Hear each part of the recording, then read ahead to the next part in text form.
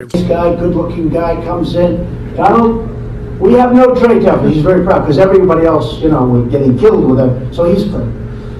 I said, wrong, Justin, you do. I didn't even know.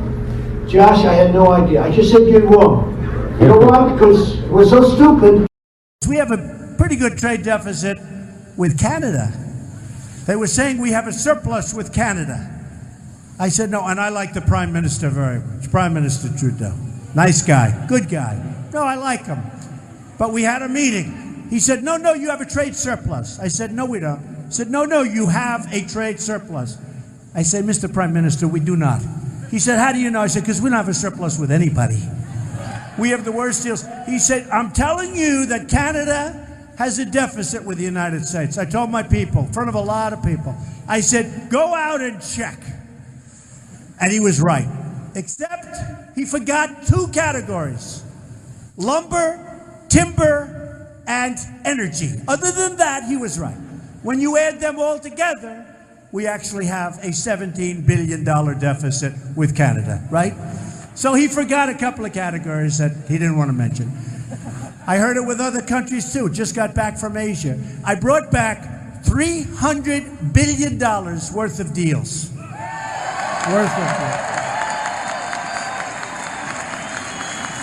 And that number is going to go a lot higher. And these are numbers that are going to produce a lot of jobs in our country, and that's what we have to be doing.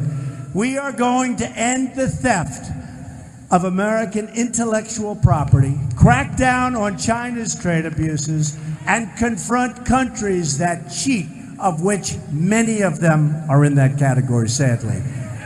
We will buy back our country. We will take back our country. We will make those great trade deals, and we will have unbelievable amounts of jobs created and factories created.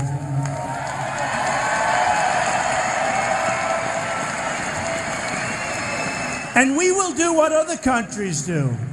We will start buying American. We want to buy our product. And we will start hiring American. And we will stay American and be proud of it. And that's what's happening more and more. That's why I see all those red hats and those white hats. Love those hats. That is why one of my very first acts as president was to withdraw the United States from the job-killing Trans-Pacific Partnership. Had to do it. We've also canceled the one job-killing regulation that you see after another, one after another, beating the mark of any previous president. Now, there was a great article in the Wall Street Journal the other day, full page, that in the history of our country, nobody even close, and these are longer terms than 10 months, that in 10 months I've done more on knocking out regulations than any other president in our history. You know who was right up there? Honest Abe Lincoln. Can you believe it? He was a regulation cutter. Can you believe it? Abe Lincoln was a regulation cutter. Who would have known that?